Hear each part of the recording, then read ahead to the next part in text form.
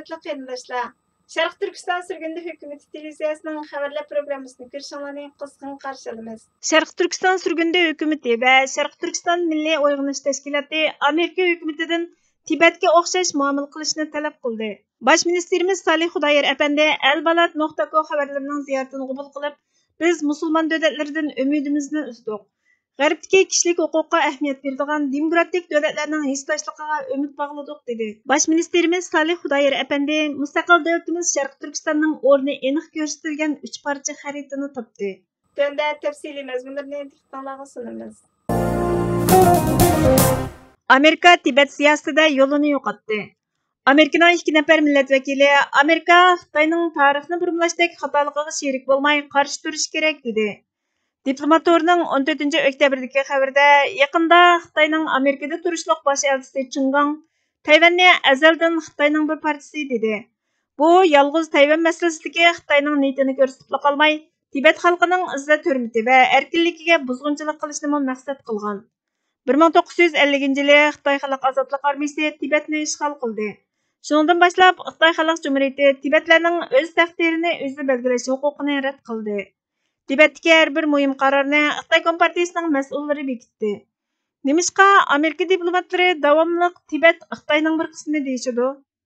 Bu xil nutuq Amerikaning maydonini va Tibetlarning erkinligini buzg'unchilikqa uchirdi. Amerikaning Tibetga qaratgan siyosati yo'lini yo'qotib qo'ydi. Shuningdek biz Tibet-Xitoy to'qinishi qonuniga qaror chiqarishni ilgari suramiz.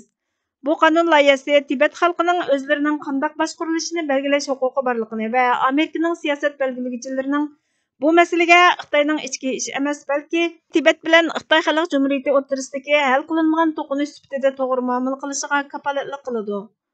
Qonun loyihasi Davlat ishlari mahkamasiga Tibetga aloqador Xitoy Xalq Cumhuriyatining xato tashviqotiga qarshi turishda muhim yangi qurollar bilan ta'minlaydi. Tibet masalasidagi alayda moslashtiruvchisiga yetakchilik qilib, Amerika hukumatining bayonlari va hujjatlarining Xitoy Xalq Cumhuriyatining Tibet xalqi va Dalay Lamani o'z ichiga olgan Tibet organlarining tarixiy to'g'risidagi tashviqotlarini qo'llamasligiga kafolatlik qiladi.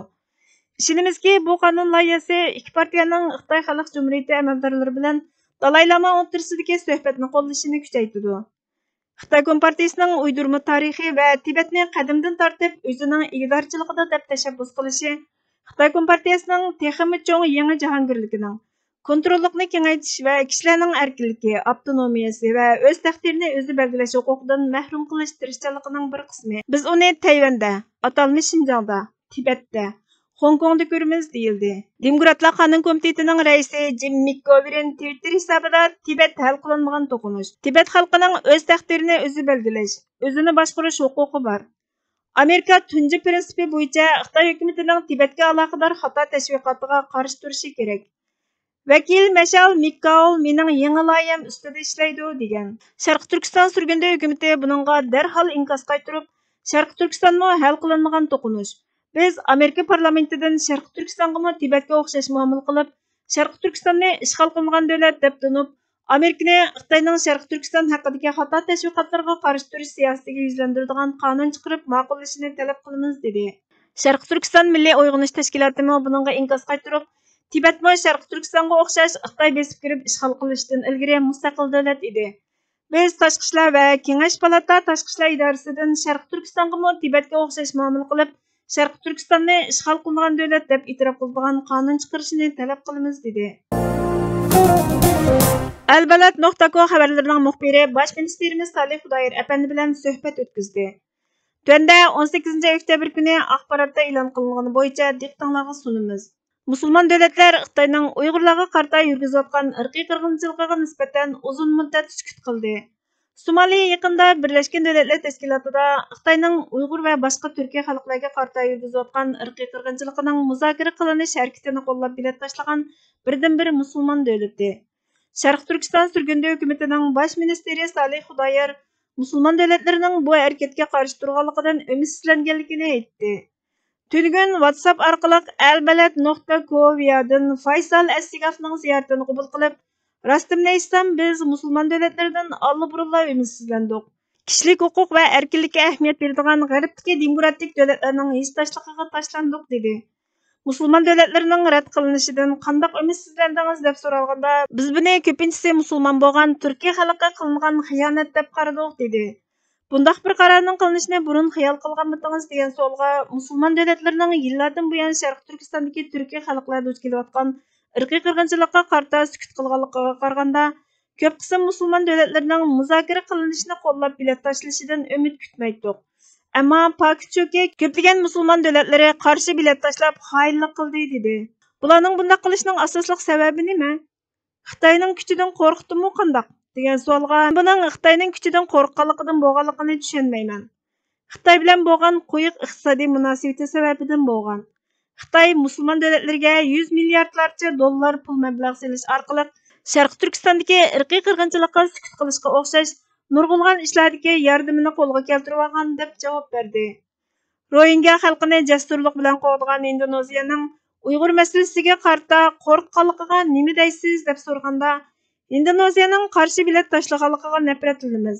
Indoneziya haqiqatan musulmonlarning haqqini qo'g'disa, qo'sh o'lcham qo'llanmagan bo'ladi dedi. Musulmon davlatlarning sukut qilishi davomlashsa qanday qilasiz deb so'ralgan savolga musulmon davlatlari Sharq Turkistondagi musulmonlarning ahvoliga 100 yildan beri sal qarab keldi. Rostini aytganda, musulmon davlatlaridan umidimizni uzdik. G'arbdagi inson haqlarini qo'g'daydigan demokratik davlatlarning insofiga qoldik dedi. Sharq Turkistonning qiyinchiligiga yordam bera oladigan hech qanday musulmon davlati yo'qligiga ishonamsiz degan savolga musulmon davlatlar sukutni buzib, Xitoyning Sharq Turkistonda yurgizayotgan irqiy qirg'inchiligiga qarshi ahamiyatli harakat qo'llangan bo'lsa, bizning ishonchimizga erishadi. Baxtga qarshi o'tgan necha 10 yilda nurg'ulg'an musulmon davlatlari bizning ishonchimizga xiyonat qildi va Xitoyning bizni bostirishiga yordam berdi dedi. Bosh ministerimiz Salih Xudoyer apandi mustaqil davlatimiz Sharq Turkistonning o'rni aniq ko'rsatilgan 3 parcha dunyo xaritasini topdi. Biri 1900-yillarga oid Amerika xaritasi bo'lib, xaritada vatanimizning nomi Sharq Turkiston deb yozilgan. Yana bir xarita Polshaning 1936-yildan keyingi siyosiy xaritasi bo'lib, xaritada Sharq Turkiston alohida ko'rsatilib, Turkiston Visjotni deb yozilgan. Yana bir xarita Yevropa va Osiyodagi Yahudiy xaritasi bo'lib, Sharq Turkiston ochiq ko'rsatilgan. Bu 3 parcha xarita vatanimiz Sharq Turkistonning Xitoy tajovuzchilari tomonidan ishg'ol qilinganligining isboti. Vatan va millatni so'ymak ahli islom sha'nidir. Bu haqiqat, bu adolat Tangrining farmonidir. Vatan söygüsü ciger pare, yürek yara, sıkılsa ten ara canım. Vatan derdi gemi millet bilen ölsem yoktur armanım. Vatan deb dini millet deb beşimga her bala gelse, bilermen baxtu ikbalım, şereflik fahri ünvanım.